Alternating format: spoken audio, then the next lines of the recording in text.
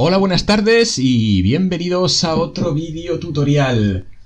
Hoy os voy a traer un invento que me parece súper interesante, así que espero que os quedéis hasta el final del vídeo porque lo que vamos a ver es algo completamente revolucionario. Estamos hablando de un generador eléctrico portátil, capaz de generar energía en cualquier sitio, capaz de generar energía sin una fuente externa de movimiento y de una manera permanente y además de limpia. Estamos hablando de un generador electromagnético en estado sólido. El invento en cuestión lo que trata es de eliminar la necesidad de efectuar un movimiento giratorio para producir electricidad.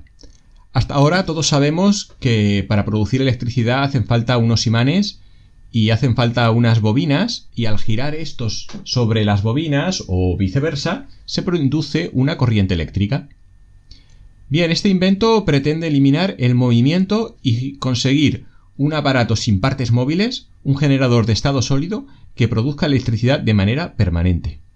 Y además lo hace con elementos muy fáciles de encontrar y con una construcción relativamente sencilla. Lo que voy a hacer a continuación es leer parte de la patente de este aparato y después vamos a explicar sus partes y cómo se podría construir. Este aparato se publicó en el año 2006 por Graham Gunderson y es un generador eléctrico de estado sólido. El generador eléctrico de estado sólido, que incluye al menos un magneto permanente magnéticamente acoplado a un núcleo ferromagnético con al menos un hoyo penetrado en su volumen. Estando el hoyo y el magneto colocados de modo que el hoyo intercepta el flujo magnético del magneto permanente. Un alambre pasa a través del hoyo, penetrado en el volumen del núcleo ferromagnético, para interceptar el flujo magnético en movimiento, induciendo así una fuerza electromotriz de salida. Un voltaje variable aplicado a la primera bobina provoca movimiento en el flujo magnético dentro del núcleo, con respecto al hoyo, induciendo así fuerza electromotriz en el alambre que pasa a través del hoyo. La acción mecánica es así sintetizada sin el uso de partes móviles. Esto que acabo de leer es un abstracto de esta patente en el que nos explica básicamente en qué consiste este invento. Vamos a pasar ahora a seguir leyendo el historial. Este invento se refiere a un método y aparato para generar electricidad usando medios de estado sólido. Se sabe desde hace mucho que un campo magnético móvil genera fuerza electromotriz o voltaje en un alambre. Cuando el alambre se conecta a un circuito cerrado, una corriente capaz de desarrollar un trabajo circula por el circuito debido a la fuerza electromotriz inducida. También se sabe que en ese circuito cerrado se produce un campo magnético secundario, cuya polaridad se opone al campo magnético primario, el cual indujo la fuerza electromotriz original. Tal oposición crea repulsión conforme un magneto móvil se acerca al circuito cerrado y atracción conforme se le aleja. Ambas acciones tienden a detener el avance del magneto móvil, causando que el generador actúe como freno magnético, cuya magnitud es en proporción directa a la cantidad de corriente producida. Históricamente, para vencer esta fuerza de freno dentro de los generadores se ha usado motores de combustión, presas hidroeléctricas y turbinas de vapor. Se requiere una gran cantidad de energía mecánica para producir grandes cantidades de electricidad, ya que la fuerza de frenado es generalmente proporcional a la cantidad de electricidad que se genera. Durante mucho tiempo se ha necesitado de un generador que reduzca o elimine la consabida fuerza frenadora magnética al tiempo que se genera electricidad útil. La necesidad de fuentes de energía económicas y renovables sigue siendo urgente.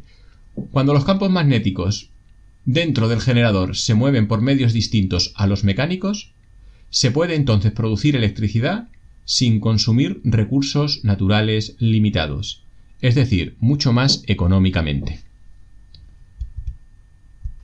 Se sabe desde hace tiempo que el magnetismo dentro de un magneto permanente se debe a una corriente eléctrica que gira dentro de los átomos ferromagnéticos de ciertos elementos y que persiste indefinidamente de acuerdo a bien definidas reglas cuánticas. Esta corriente atómica envuelve cada átomo provocando que cada átomo emita un campo magnético, como un electromagneto en miniatura. Esta corriente magnética no existe solo en los magnetos, también existe en el hierro metálico ordinario y en cualquier aleación metálica que pueda ser magnetizada, es decir, cualquier material que exhiba ferromagnetismo.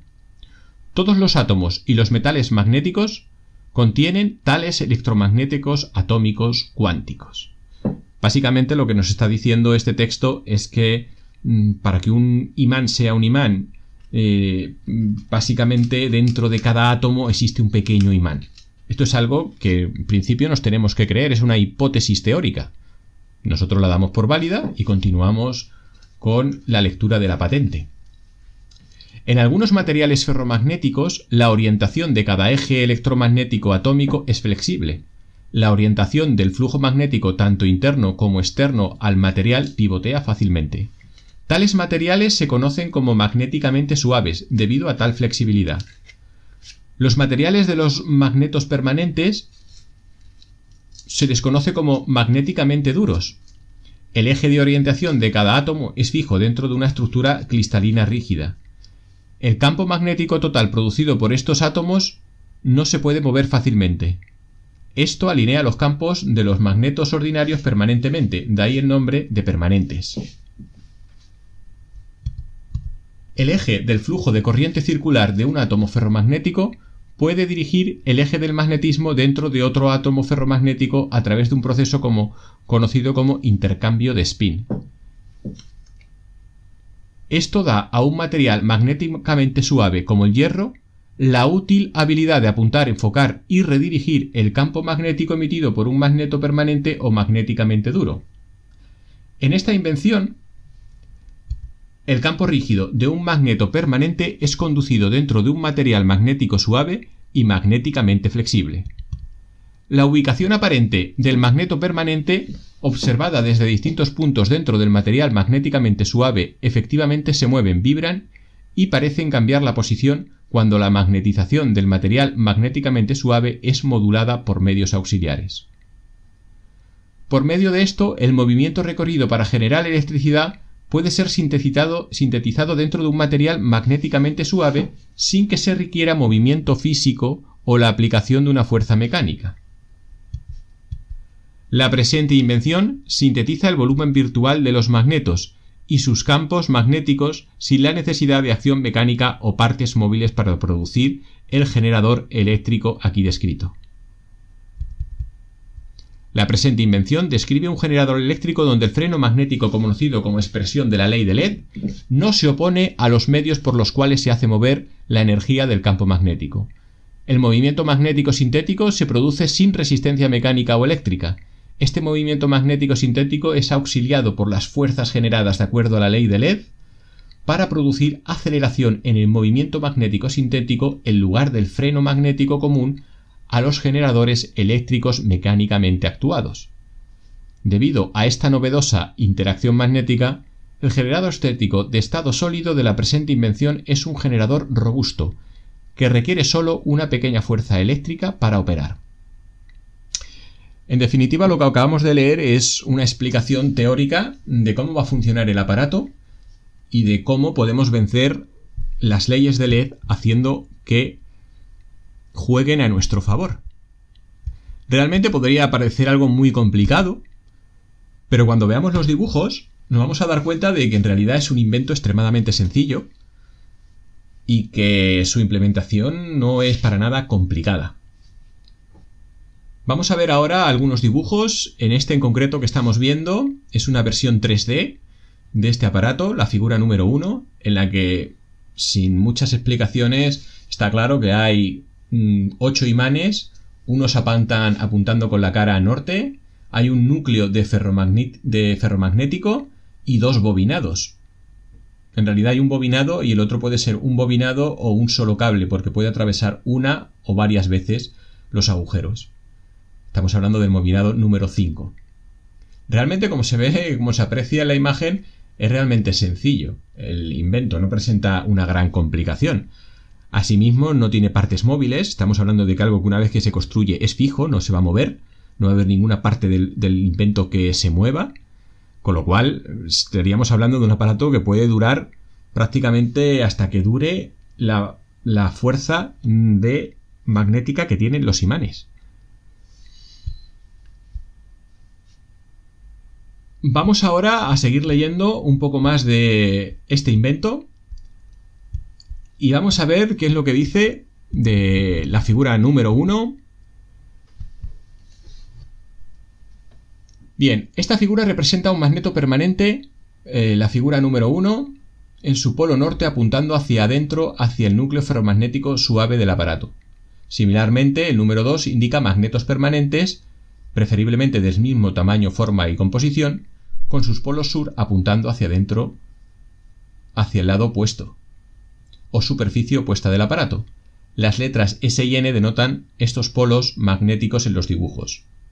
Otras polaridades magnéticas y configuraciones pueden usarse con éxito. El patrón mostrado solo ilustra un método eficiente para agregar magnetos al núcleo.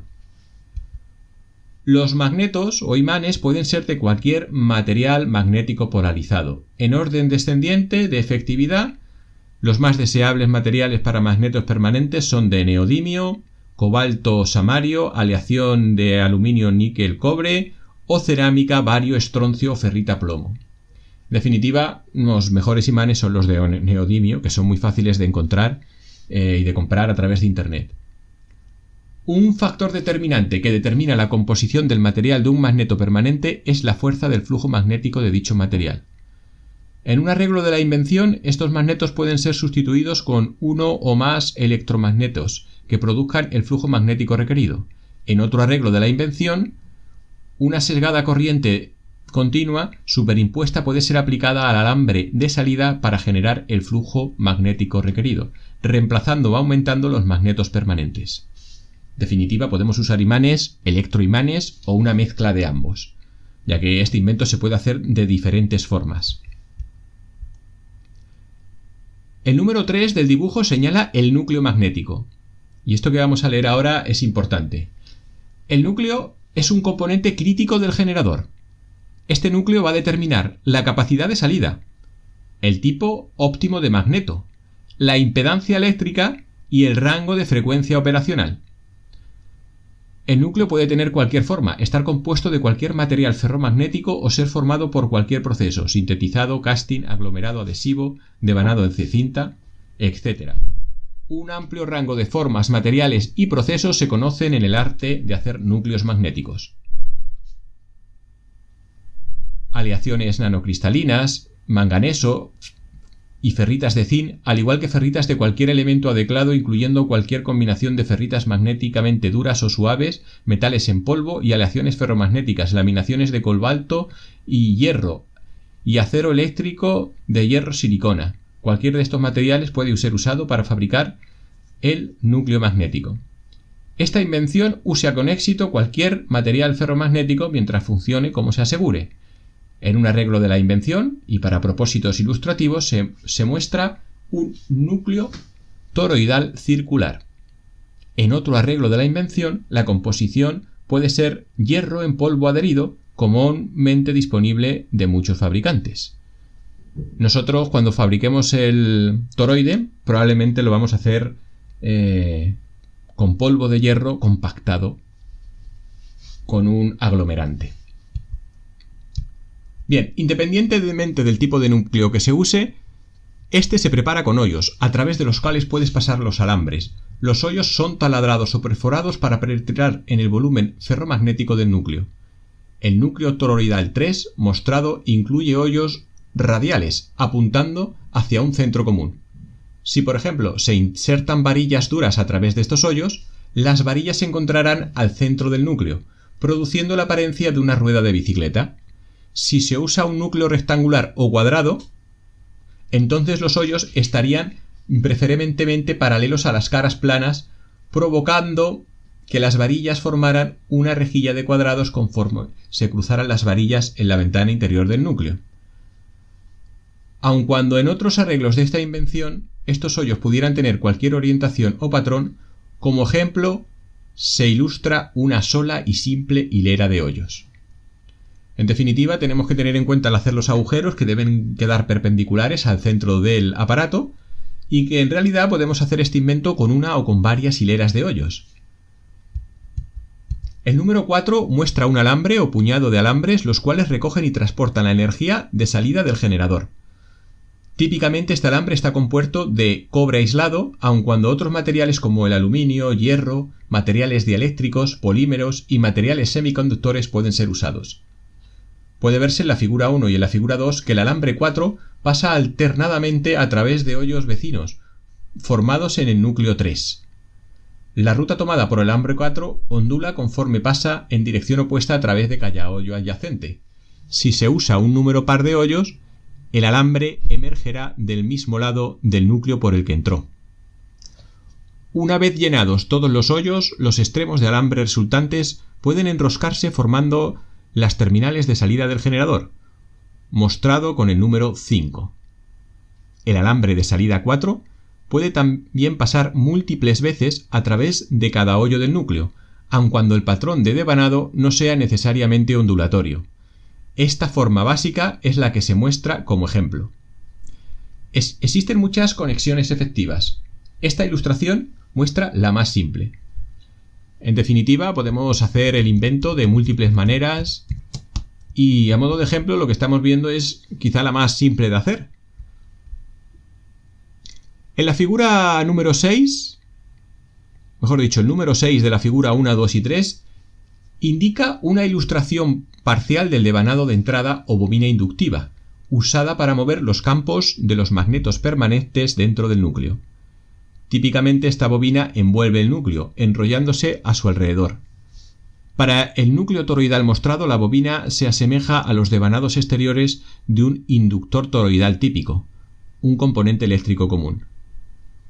Para propósitos de claridad, solo unas cuantas vueltas de la bobina 6 se muestran en cada una de las figuras 1, 2 y 3.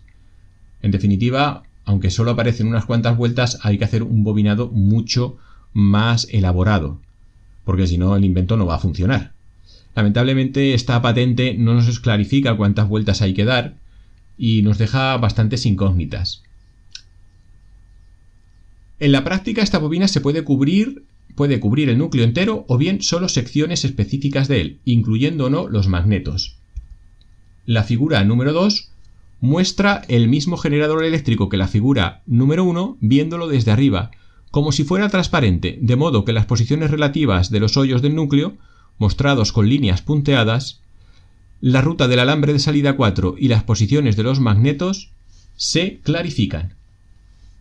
Las pocas vueltas representativas de la bobina de entrada 6 se muestra en rojo en la figura 2. Bien, pues hasta aquí hemos leído